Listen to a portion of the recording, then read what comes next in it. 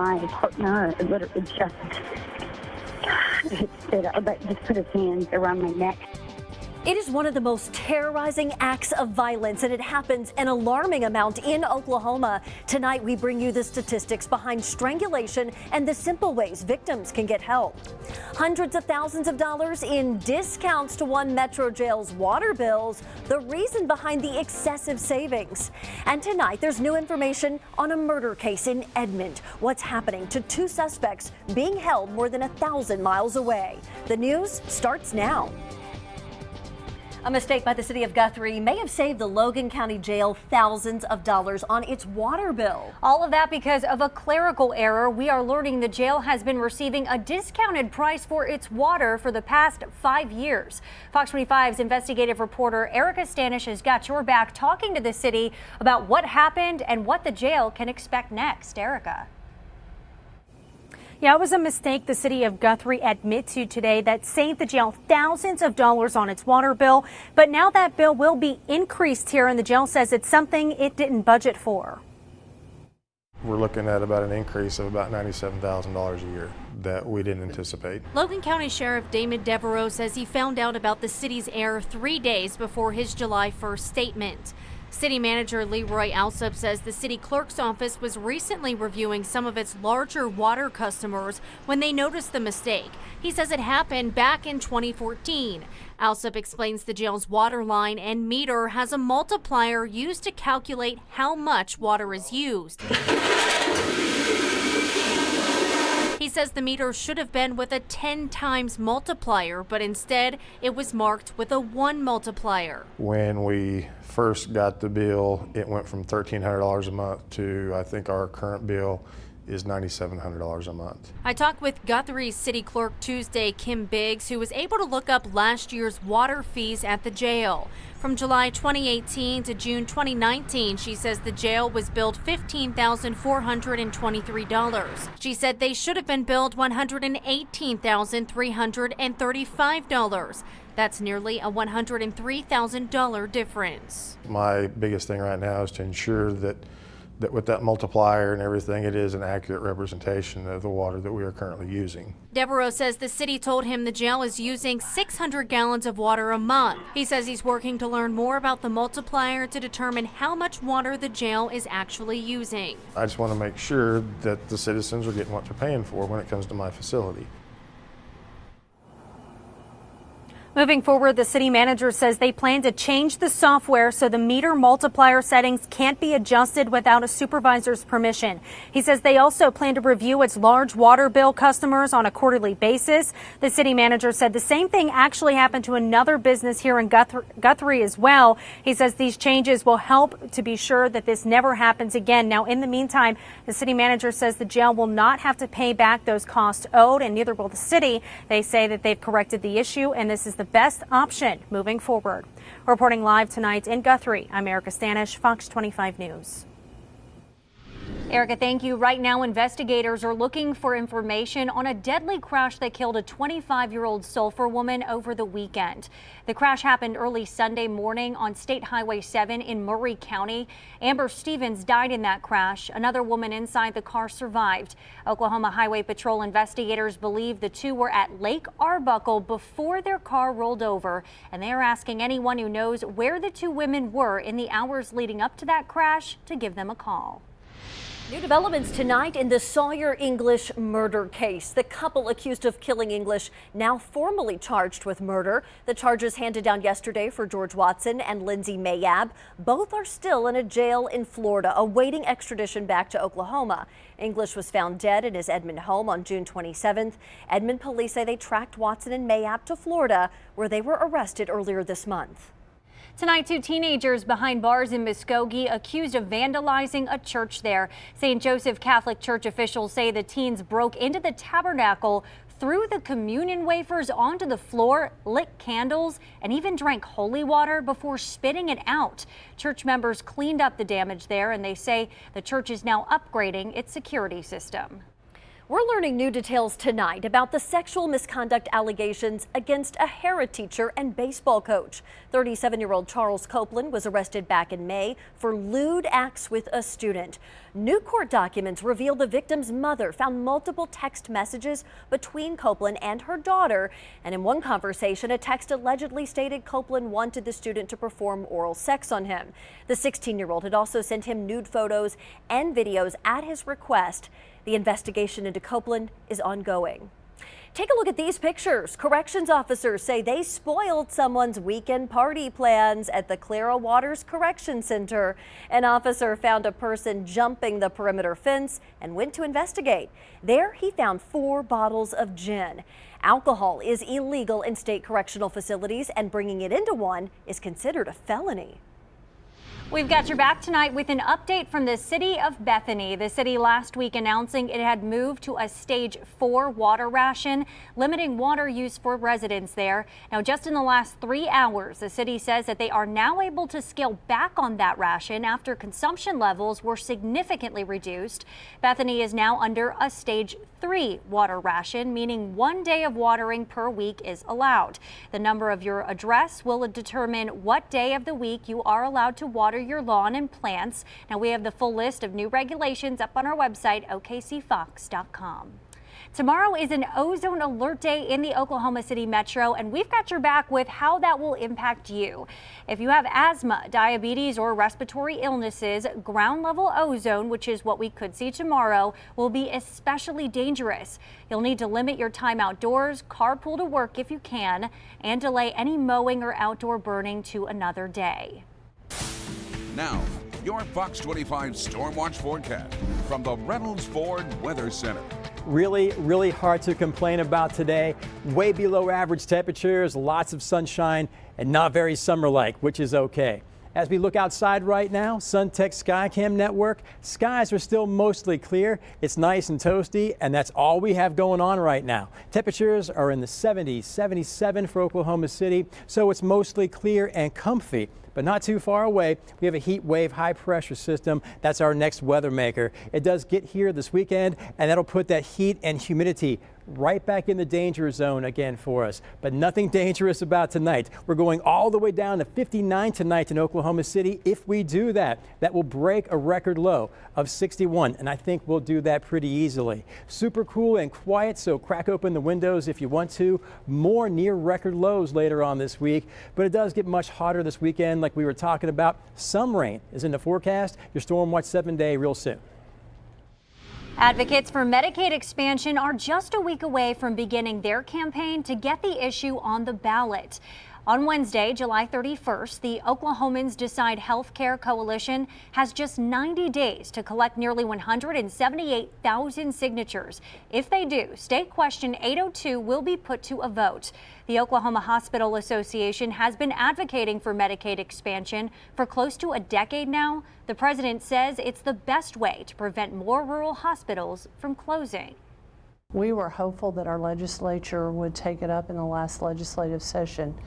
But simply for the hospital, since 2016, we've had 8 hospitals declare bankruptcy.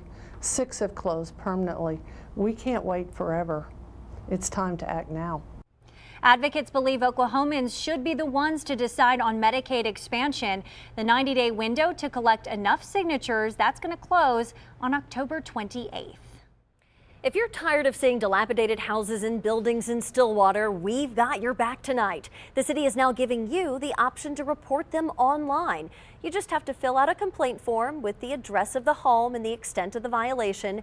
You can find the form on the city's website, and we've also posted that information to our website, okcfox.com.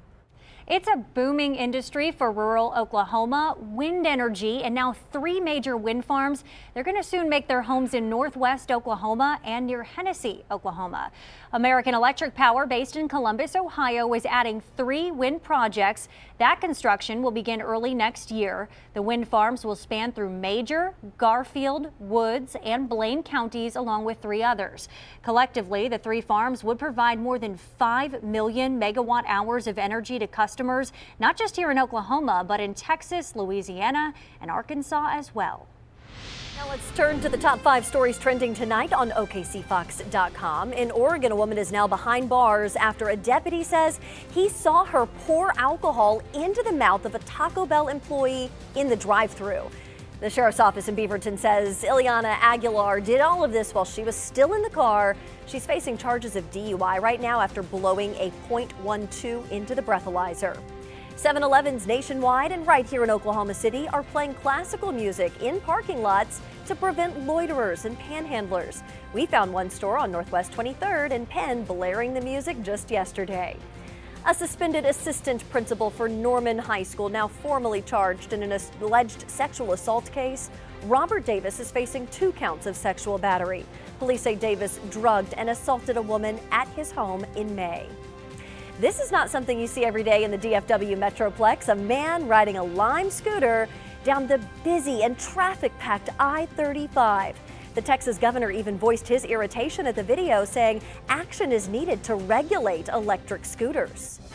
And the #1 story on our website right now shows Oklahomans are turning to the computer to get their medical marijuana recommendations from a doctor. PrestoDoctor.com is just one of the websites that can be used for the telemedicine services. We've got your back with how it works and more on these top trending stories. Just head to okcfox.com. And that's the sound of money flowing through Oklahoma. Gaming in Oklahoma is pulling in billions of dollars every year. But now the governor wants more of the winnings for the state. His bid for compact negotiations has tribe members talking right now at the Indian Gaming Trade Show. Kim Jackson with our sister station in Tulsa has got your back with what the future holds. The Oklahoma Gaming Association has vendors from all over the world bringing their best to show Oklahoma tribes exactly what they need. There's over 130 gaming facilities in the state. So, competition is intense, and it all comes down to patrons and what they prefer. Matthew Morgan says tribes are competing against each other and trying to hold on to their dollars, while the governor is trying to renegotiate the gaming compact for more dollars to the state. We've paid out over $147 million in exclusivity fees this past year, over $1.5 billion through the term of the compact. They are waiting on the governor's proposal, but Dean Luthi provides tribal legal counsel and says the compact actually protects the tribes. The compact says you can request a renegotiation. The compact doesn't say you must agree. And the compact doesn't say if you don't agree, the compact ends. So it's merely a renegotiation. And when you negotiate things, sometimes people agree to new terms, sometimes they don't. He's not worried about private companies coming in. He says that would end the compact altogether. Right now, they're all looking forward to the future of gaming. And no matter what happens in the talks, gaming will continue, they say, even if the tribes refuse to pay more. Or even though the tribes want less. Negotiation's two-way. Now, we did reach out to Governor Stitt's office today for a comment, but still have not heard back. The tribes are now just waiting on his proposal. More money heading to students to make sure they can read proficiently. What happens if 3rd graders don't pass the test, and how the state's working to fix a big problem in education. Next. Plus, kids taking a mental health day off from school, how Oregon's new law works, and why it might be needed right here in Oklahoma. From the Fox 25 studios in Oklahoma City, this is the Fox 25 Primetime News at 9. The Reading Sufficiency Act will be fully funded this year for the first time in Oklahoma. That law has been in effect for 6 years, and it is important for 3rd graders who face being held back if they can't demonstrate reading proficiency. Oklahoma Watch is reporting kids repeating a grade happens more frequently in Oklahoma than in every other state except Mississippi. When the Reading Act was approved, the legislature was going to give $150 per struggling reader to districts. But each year, the actual amount was around $75. This year, schools will receive around $153 per student. That money will go towards after-school programs, instructional materials for reading, and screening assessments. Less than a month now before kids head back to school, and shopping is not something many parents are looking forward to. But we've got your back tonight with how you can ease your stress and stretch your dollar. First, you should start early, like tomorrow even, picking up a few items each week and get supplies for the whole year now. Shop around. Most stores will match the prices of competitors. And don't forget coupons. You can find them online or in the paper. You should also not shell out for your child's favorite character. A consumer blogger says branded supplies can be triple the cost. A tip, get some stickers and let your kid decorate their own notebook with their favorite character. You're going to save a lot more money than paying for it up front. And for the items that tend to suffer a lot of wear and tear, like backpacks or binders, you should pay more up front so that it will last longer. In Owasso tonight, the school district is doing more to keep kids safe at school. They are adding a layer of technology to their security system. New machines placed in the lobby of every school will scan everyone who walks inside. Visitors will have to run their ID or driver's license on the machines, and it will do a background check on everyone who comes through the doors. If someone fails, the school will immediately know. We welcome that with such a supportive community. But with that, we want to make sure that we're safe along the process. After an alert, the district says it gives them time to find a plan, whether that's calling the police or coming up with something else to keep the students safe. We've got your back looking into security measures at schools here in the metro. We'll have that special report for you next Wednesday. We've got your back tonight. You might run into some traffic problems in Enid tomorrow. The Enid News and Eagle is reporting OG&E crews will change existing street lights to LED on Garriott between 30th and 3rd Streets. Eastbound lanes will be shut down from 8:30 a.m. to 3:30 p.m.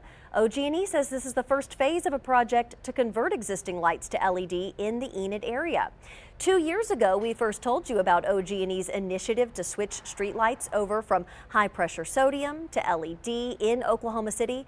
It is an energy-saving transition, and it also comes with new tech to help when there are outages. In March, officials told us there were nearly 27,000 streetlights in Oklahoma City, all without a way to track whether there's an outage. As the company transitions to the LED technology, the lights will have a communicating card with them that will let a network know about any outages.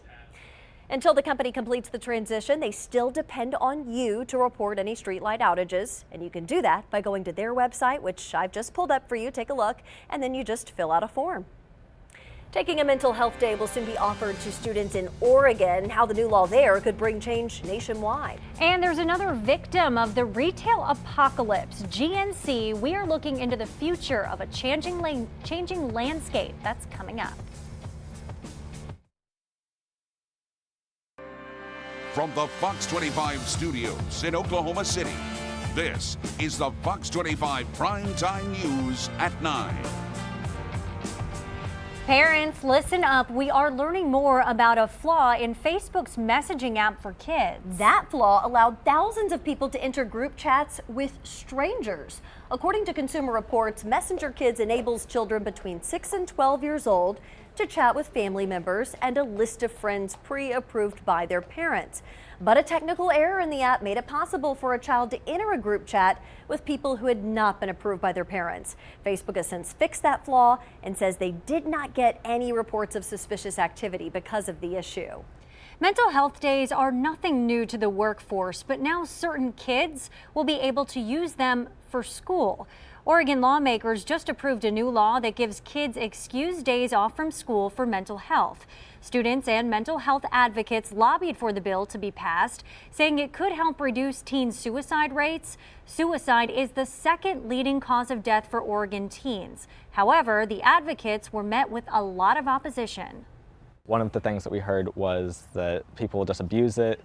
Life doesn't get easier. There's 1,000 things that people can say, but the bottom line is that we're just trying to save lives and keep students healthy.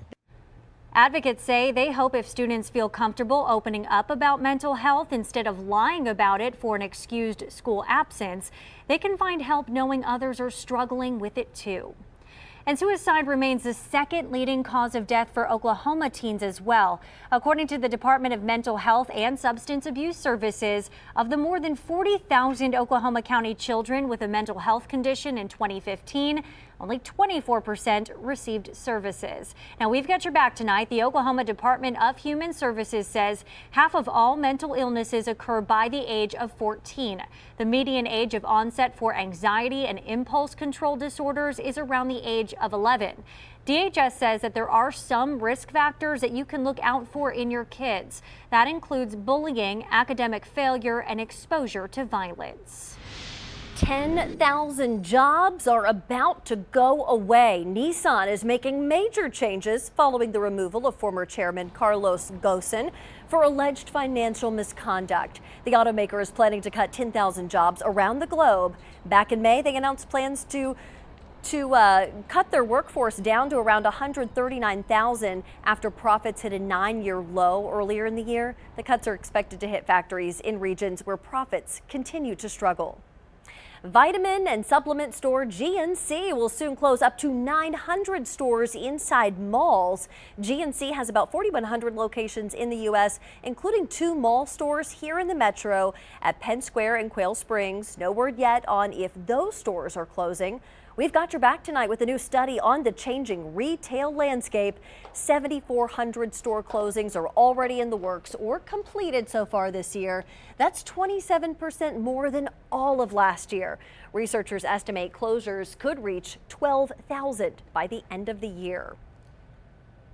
Well, there is a slew of new Thunder jerseys that will make an appearance this season. The special meaning behind one of them. And a violent crime in Oklahoma impacting hundreds of women each year. The struggle to get justice for victims of strangulation. Now, if you're going out for a morning walk or a jog, it'll be a little bit harder to break a sweat with those 50s to around 60. Clear, cool, and crisp. But it does get way hotter and sweatier this weekend. Your Storm Watch 7 days next.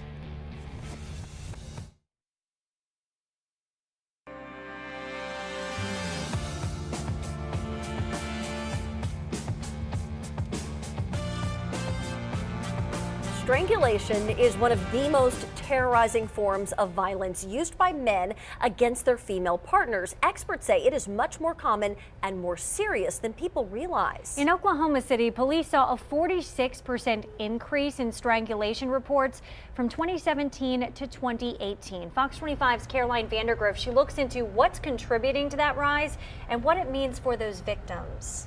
Well, this violent act isn't always fatal, but a woman who survives being strangled is 7 times more likely to die at the hands of her partner. Yet under Oklahoma law, domestic assault and battery by strangulation isn't even considered a violent crime. My partner literally just put his hands around my neck. There are hundreds of reported cases of strangulation every year in Oklahoma. You just have to have 10 seconds to 15 seconds of it, and that puts the victim's life in danger. Thinking I'm going to die. How do you beg to stop when you can't breathe? Flashes of light. That's how one strangulation survivor described what it feels like to be choked by your partner. A lot of them do lose their consciousness. If it doesn't kill the victim, strangulation can cause trauma, long-term injuries, and even brain damage. One woman told us she has short-term memory problems from multiple strangulations and will never be the same again. Choking someone can be the final step before killing them. A victim who's strangled by her abuser is 750% more likely to become a victim of domestic homicide. In a study from the National Institute of Justice, 80% of Oklahoma women who were abused by their partner reported being strangled. He did not think I was going to call the police, but he did strangle you. It's often a difficult crime to identify. 50% of cases have no visible signs of injury. Detectives with the Oklahoma City Police Department's Domestic Violence Unit are trained to look for red spots on the eyes and bruising behind the ears. They said that they saw scratches on her neck. We'll also listen to the victim. Are they talking in a hoarse, raspy voice? Are they talking in a whisper? Strangulation reports to the department are up 46% from 2017 to 2018. Arrests for strangulation are also up 37%. Lieutenant Dustin Motley says the numbers reflect increased awareness about domestic violence. It's something that's not staying behind closed doors anymore. Victims are reporting, and with victims reporting more, We're going to see an increase in reports. We're also going to see an increase in arrests. But arrests don't always lead to justice. We want the perpetrators to be held accountable so that they do not continue harming others. The Oklahoma Coalition Against Domestic Violence and Sexual Assault is pushing for tougher laws to increase the punishments for abusers. Domestic assault by strangulation isn't considered a violent offense under current state statute, and it carries a sentence of 1 to 3 years behind bars. If they're going to be released in their year, they're going to do it to someone else. It doesn't stop them. They've gotten away with it. A strangulation survivor told us, "I hope and pray that no one dies at the hands of my abuser due to laws not carrying a harsh enough penalty." We need to send a message out saying this is unacceptable behavior and they're a threat to our communities. Earlier this year, a bill was introduced in the state legislature that would have made domestic assault and battery a violent offense. It would have also required abusers to serve at least 85% of their sentence before being eligible for parole. But House Bill 1056 never made it out of committee. Jennifer? All right, Caroline, thank you. Well, if you know someone who is experiencing domestic violence, we've got your back with resources up on our website, okcfox.com. Good evening, everybody. Hope you're having a real nice Tuesday. It's a strange but sweet weather pattern we're sitting in right now with all that dangerous heat and humidity out to the west and down to the south. But it is the middle of summer and all this stuff is coming back. It was going to happen sooner or later, and it does happen as we head into the weekend. We have 3 decent days ahead of us. Wednesday through Friday, very low humidity, nice and dry, and really nice to be outside. Starting on Saturday, that's when the heat index does go up, and we'll start to feel about 3 or 4 degrees hotter. Never really gets in that gross or disgusting category, however.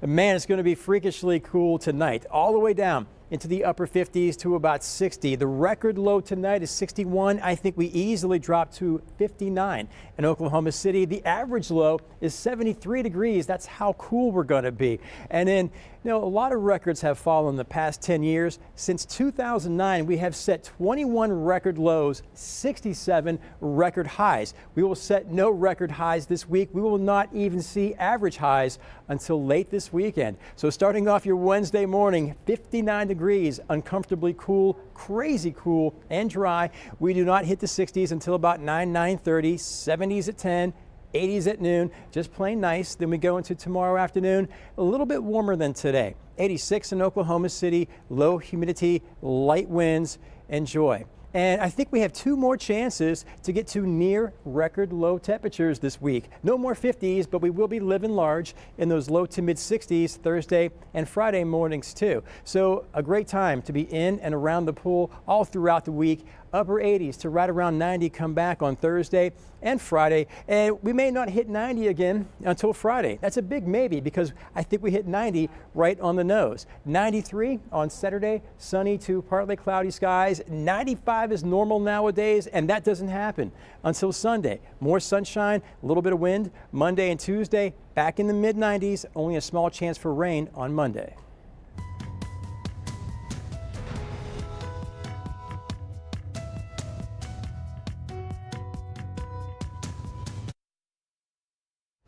The effects of homelessness stretch far beyond sidewalks, street corners, and shelters. The nearly 10,000 people who are homeless inside San Francisco's borders are not the only ones they're hurting. So are local business owners. Some struggle to even keep storefronts clean. Matt Markovich from our sister station in Seattle reports.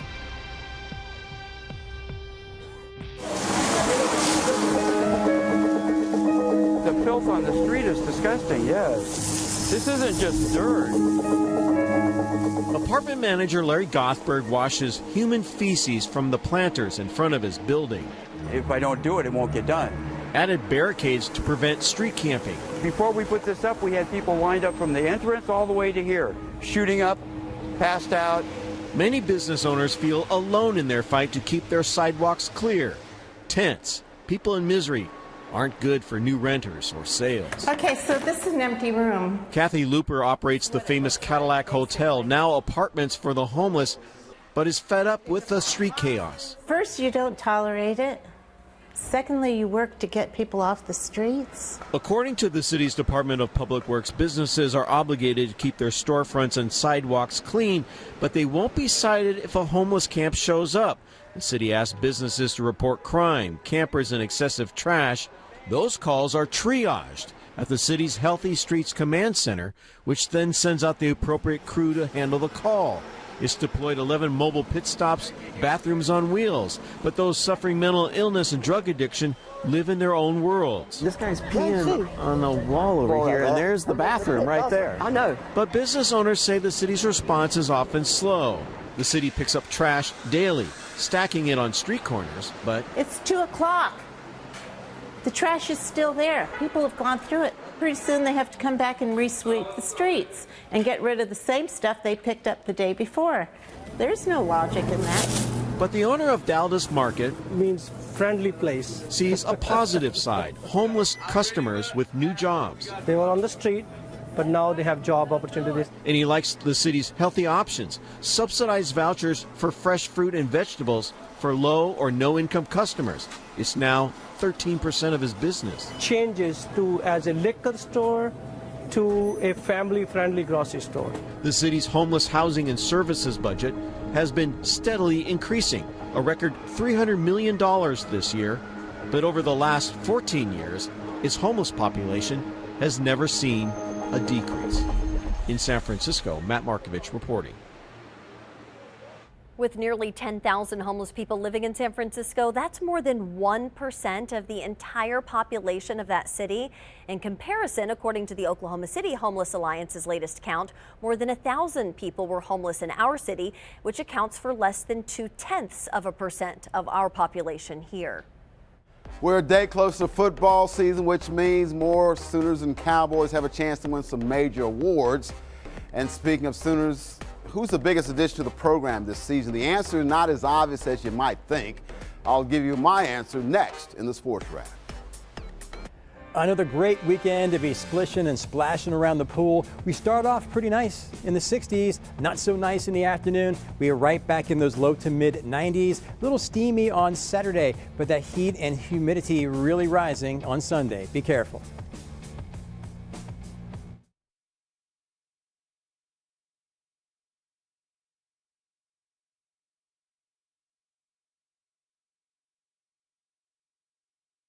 And there are quite a bit of shakeup on the coaching staff as well.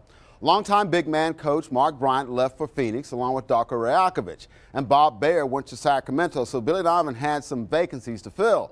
Now, among the new faces you'll see on the bench is Dave Bliss. He coached the Thunder Summer League, a team a couple weeks ago in Las Vegas. He's in his second stint with the Thunder, having served as the video coordinator. He played his college hoops at Georgia. Joining Bliss is another familiar name in Mark Dagenau, who's been in the organization for a while. Brian Keefe is back with the Thunder after assistant coaching stints with both the New York Knicks and the Lakers. Thunder also unveiled their new look jerseys for the upcoming season. The same color scheme for the most part, but some notable changes. For instance, the white unis now have Oklahoma City across the chest and the blue of the Thunder on them. It was opposite last season. Now, the bright sunset orange is back, but the one thing that stands out most is the City Edition uniforms. Partnering with Oklahoma City National Museum and Memorial, these jerseys will mark the 25th anniversary of the Oklahoma City bombing. Nothing like a watch list in the middle of the summer to get you thinking and looking forward to the college football season. The Outland watch list is out. The Outland Award goes to college football's top interior linemen, offensive or defensive. Oklahoma center Creed Humphrey among the 83 interior linemen on the Outland watch list. Humphrey is the only returning starter for the Sooners. Offensive line that was the best offensive line the season ago. The 6'5", 315-pounder out of Shawnee started 12 games last season. He's also on the Remington Award watch list, that award going to the top center in the country. Meanwhile, OU defensive tackle Neville Gallimore on the Outland list as well. Gallimore has measurables at 6'2", 305 with a 500-pound bench press and 800-pound squat, running a 4.7, 640. But can he put those numbers to use on the field enough to garner this award? Sooner coaches hope so. Let's move on to the NFL, where the Kansas City Chiefs welcome rookies to training camp today. The veterans reporting on Friday that includes Tyreek Hill, who found out a couple days ago he won't be facing suspension from the NFL. and the league couldn't conclude he was responsible for his son's broken arm. He missed all of the Chiefs' off-season workouts, but he's been cleared by the league to take part in training camp. We're comfortable with Tyreek coming back here. Look forward to bringing him back here and having an opportunity to get back doing what he loves to do. He has some obligations that he'll take care of. We have the trust in Tyreek, and that we're going to go forward in a positive way here. He'll have a little catching up to do. We put in a few new things. He and Patrick have worked together, so they and the receiving core is very close, and they've all been together. So I'm sure they're catching him up on stuff. And finally, I was just thinking how any little thing can become a bigger thing. It should, simply because we're waiting for something even bigger. I'm referring to Lincoln Riley not naming a starting quarterback last week at Big 12 Media Days. We talked about it locally, and the national press made a big deal about it as well. It just shows we're all looking forward to the college football season. See, Jalen Hurts arrived at Oklahoma with a boatload of reasons to assume he is the guy. I did a big piece on him a couple weeks ago calling him the most accomplished transfer quarterback ever. And like most, I think he'll beat out Tanner Mordecai for the starting quarterback position. We really do have a story if he doesn't. But Riley has to always send the message not just to Jalen and Tanner, but to the rest of the team as well, that you have to earn it. No one's handed a job based on what you did at your previous stop, be it high school or another Power 5 school. But here's the real story, folks. Jalen Hurts is not the most important newcomer to OU's football program. When these guys signed on the dotted line to be Oklahoma football players, they understood the expectations and the standards.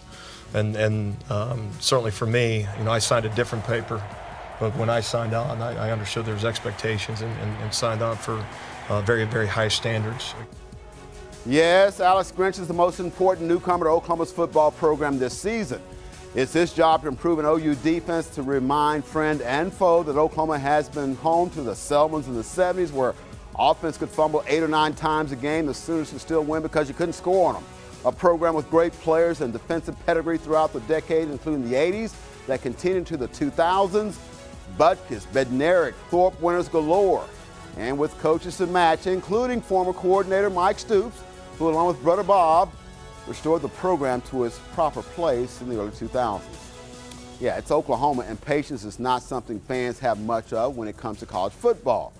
But realistically, it's asking a bit much to think Oklahoma's defense will return to dominant form this season. But you can expect improvement in things like tackling and reduction in receivers running wild and free in the secondary.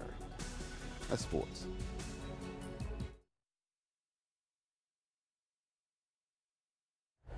The Thunder will be wearing several new jerseys for the upcoming season, and one will be very special to Oklahoma City. The team is partnering with the National Memorial and Museum to help mark the 25th anniversary of the Oklahoma City bombing. Everything that represents the memorial has been stitched into the jerseys, from the survivor's tree on the belt of the shorts to the gates of time, to the remembrance on the neck of the shirt. These jerseys will be worn by every player at certain home games. Nothing really represents Oklahoma City quite like the memorial. And since April 19th, 2020 is the 25th anniversary of the Murrah bombing, it really worked out to design this jersey as a tribute. And although the colors aren't the traditional Thunder colors, the team chose gray and gold to represent the memorial. The Thunder will decide later which home games the uniforms will be worn. A pizza shop in New Jersey serving up their pies with a side of community service. Angelo's Pizza is trying to reunite lost pets with their owners. Employees are taping flyers featuring missing animals to their pizza boxes. The restaurant's owner says he got the idea after he saw a picture of a lost cat on Facebook. Well, what is your favorite breakfast food? Oatmeal, bacon, waffles? Well, none of those are considered America's favorite breakfast food. According to a new study, it's eggs. Researchers found the average person only eats breakfast roughly 3 times a week. Those not opting for eggs are reaching for something a little less substantial. 58% say they only have coffee as their most important meal of the day. I mean, so do I. I love breakfast food, but I'm just one of those people that's not hungry when I first wake up in the morning. Well, yeah, especially because my kids, I don't know, Jeff, you've got kids too, waking you up so much earlier than maybe we would like to wake up on this schedule. So typically it's just coffee to get me out of bed. And then we'll talk about brunch later. Myron eats Skittles, breakfast, Only lunch, the red ones. and dinner. Yeah, the yellow ones for breakfast, right? Because they look like Yeah, they look like eggs. They look like eggs. Yeah, yeah, real good. Yeah. Fruit. You Breakfast get your of fruit, champions. right? Yeah, In the morning. orange. Totally, okay. Yeah, I just have a protein bra, a bar, protein bar. I save my bras for lunch. Let's move it on out of They're here. filling. Okay. Oh my God.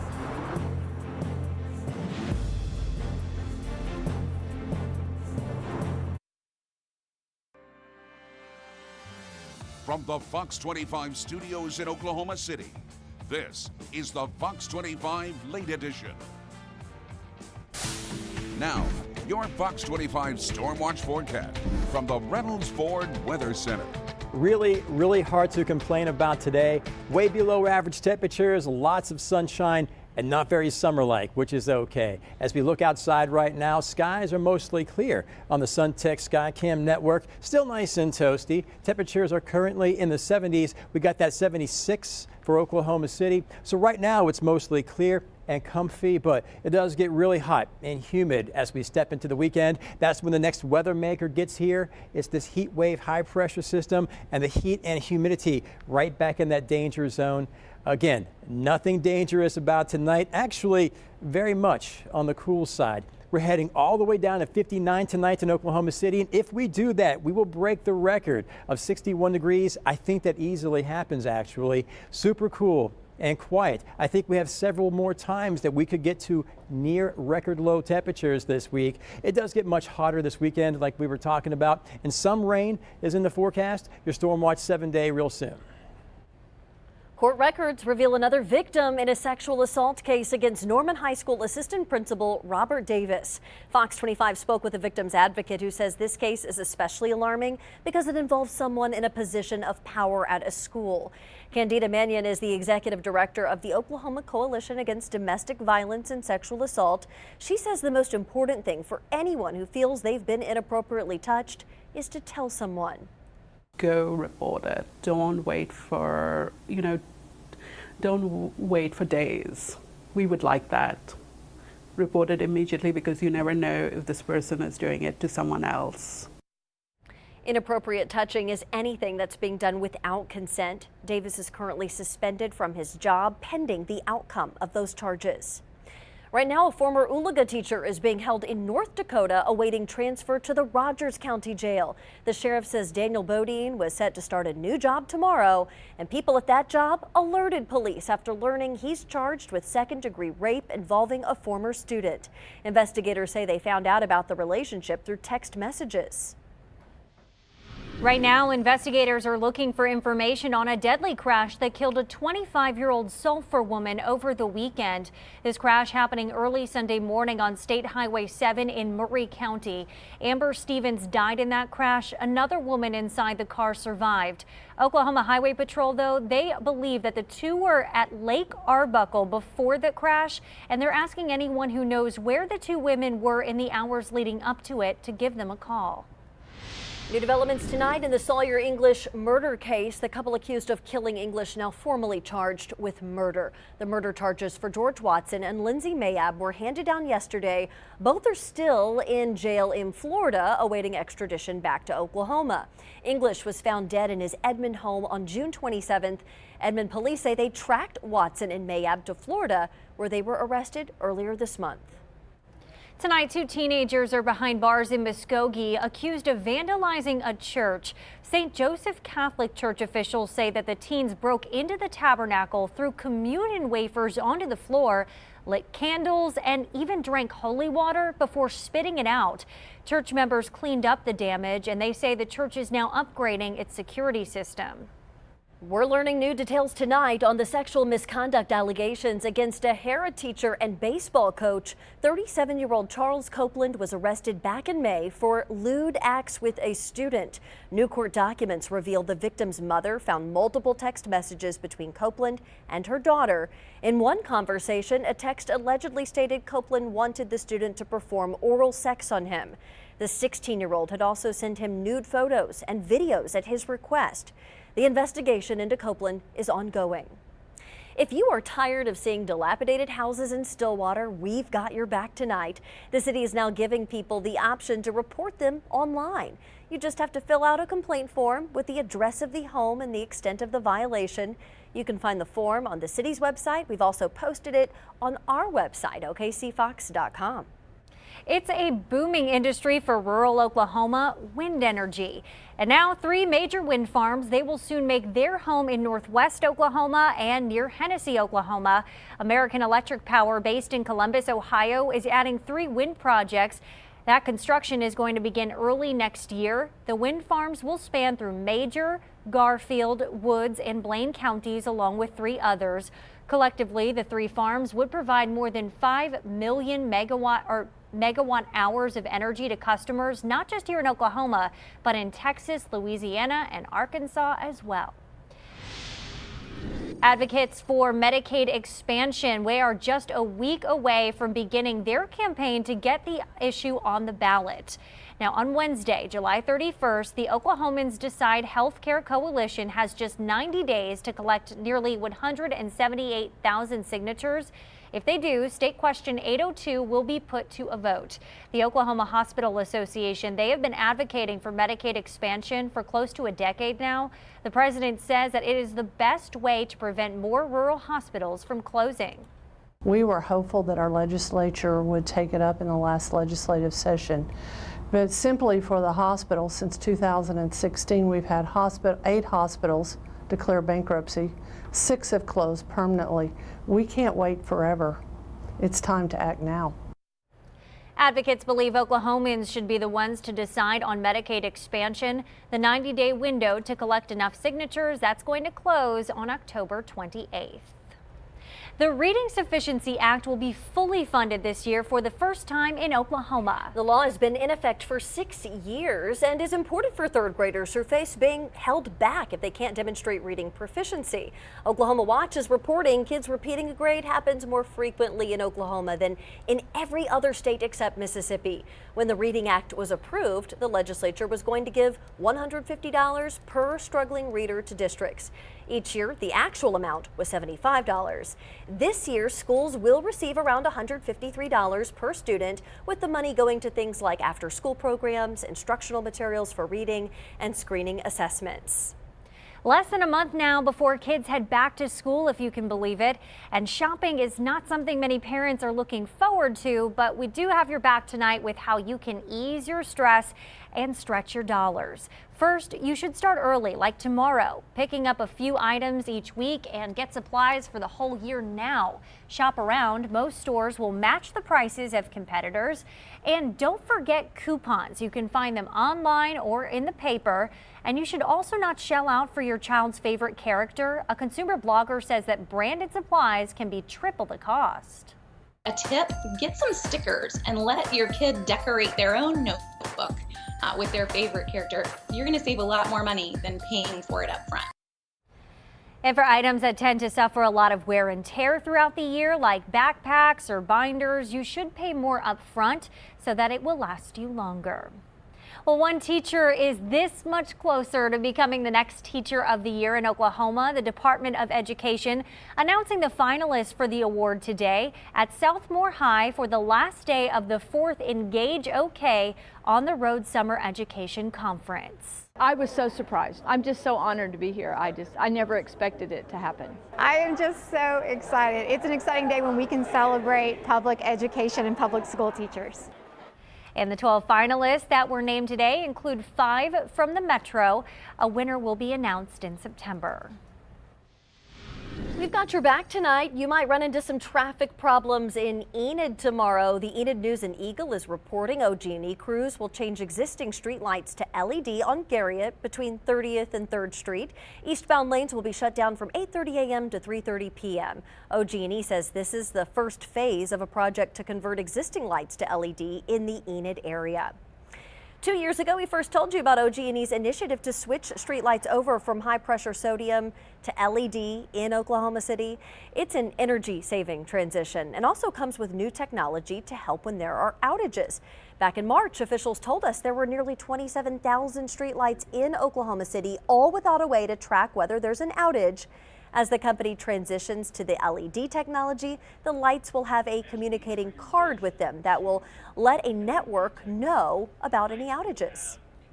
The Department of Agriculture is proposing closing a loophole that allows states to make people receiving temporary assistance automatically eligible to participate in SNAP food stamps. The new proposed rule would limit the benefit automatic eligibility and help those families move towards self-sufficiency. The USDA is also saying that the current loophole allows some people to receive assistance who simply don't need it. The agency says a millionaire living in Minnesota successfully enrolled in the program to highlight the waste of taxpayer money.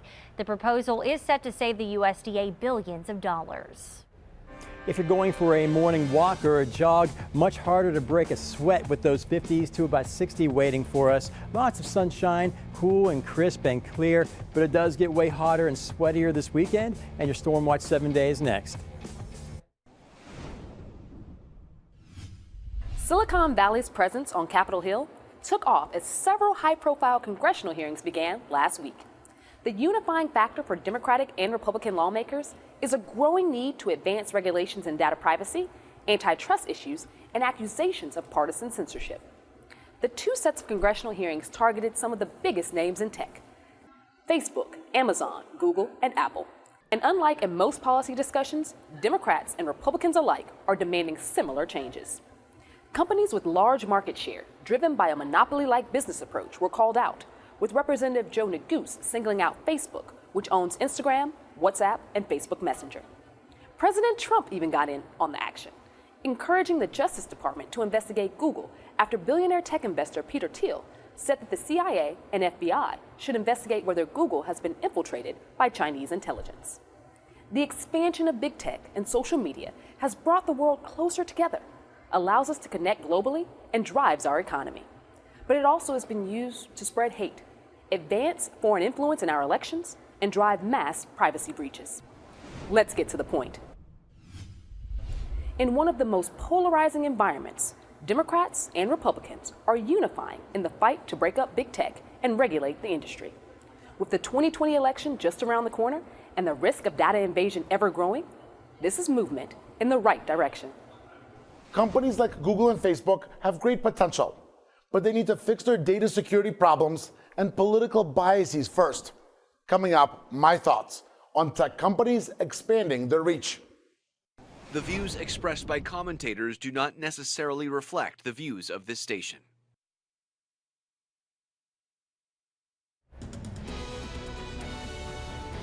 Good evening, everybody. Hope you're having a real nice Tuesday. It's a strange but sweet weather pattern that we're in right now, with all that dangerous heat and humidity out to the west and down to the south. But it is the middle of summer, and all this stuff will be coming back soon.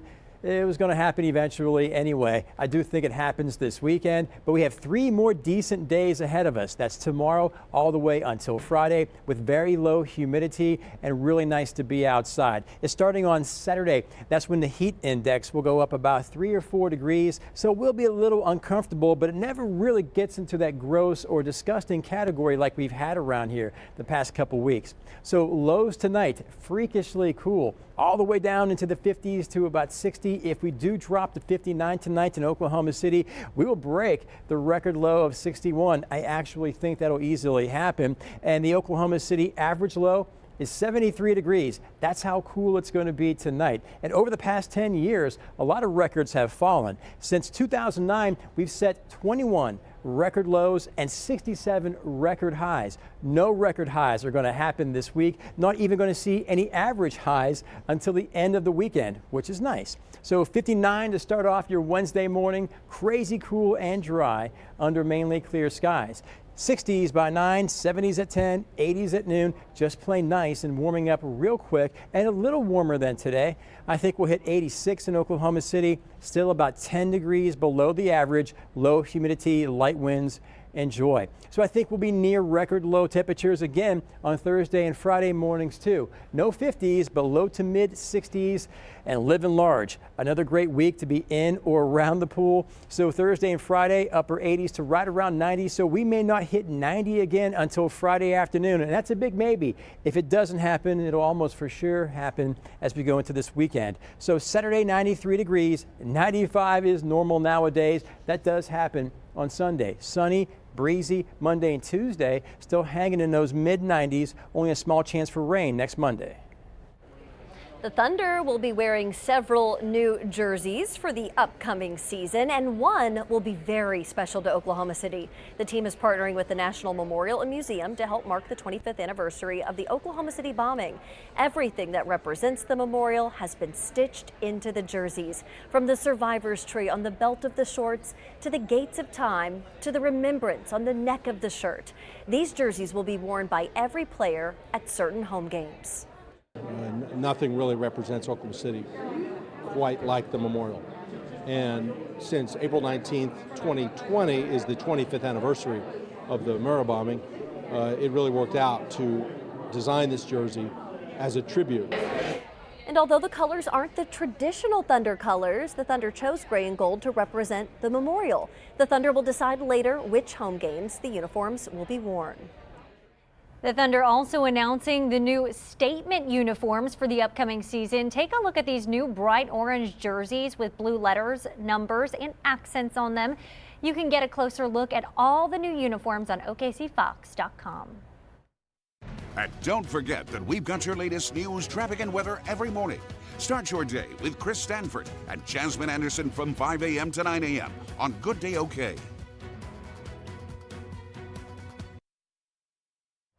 A husband and wife in Tennessee started their own hemp farm to help combat the opioid crisis. Years ago, a car hit Margaret Fox and her 5-year-old son, leaving them reliant on opioids for years. Finally, they said enough is enough and knew they had to be a better way. Kathleen Jacob with our sister station in Nashville. She has more on this story. For Andrew and Margaret Fox, these hemp plants have been life-changing. From 5 to 85, which has been amazing. How children, grandmas, grandpas, parents, so amazing being able to help so many people in so many different walks of life. Their hemp business, Veteran Grown, spawned from tragedy. A car hit Margaret and their 5-year-old son in a crosswalk years ago. When we got back, we started the opioids. And I mean, it was terrible. We were on it every day. Couldn't even drive his kids to school, to daycare, pick them up. It was miserable, like it for 2 years. A wake-up call that there had to be something better out there for pain. I was just thankful to be alive, and I took it as an opportunity, you know, okay, what can we find that's alternative? That's when they discovered hemp and CBD. I was very skeptical of myself to begin with. When I started, I was like, there's no way this is going to work. But it did. She says CBD not only helped with her pain, but also with the withdrawals that come with getting off opioids. So that helps with your stomach problems. It allows your stomach to calm down. You're able to eat. It helps with the pain, the muscle spasms, because of the anti-inflammatory properties that the cannabis plant has. David Duncan owns the Music City Hemp Store and sells Margaret and Andrew's products. I had a young lady that came in and would buy the strongest CBD that we have, the CBD oil, full spectrum, and she was using it specifically to overcome her opioid cravings. He sees people of all ages who credit CBD with saving their lives. I did have a little lady came in one time. She was 81 years old. She said, I had back surgery. They gave me opioids. Before I knew it, I was addicted.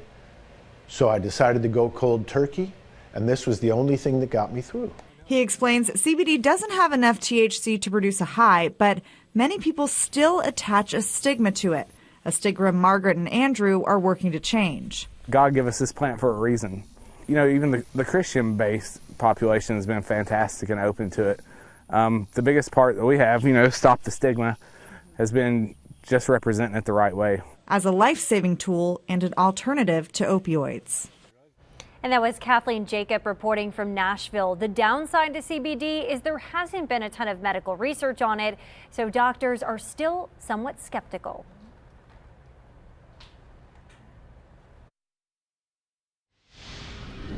Okay, highs in the 80s for the rest of the week. Friday pushing 90. If it doesn't happen, it'll surely happen this weekend. So back in that dangerous heat and humidity category, please be careful out there. Monday, a small chance of rain, and we will stay in those mid-90s. Have a nice night.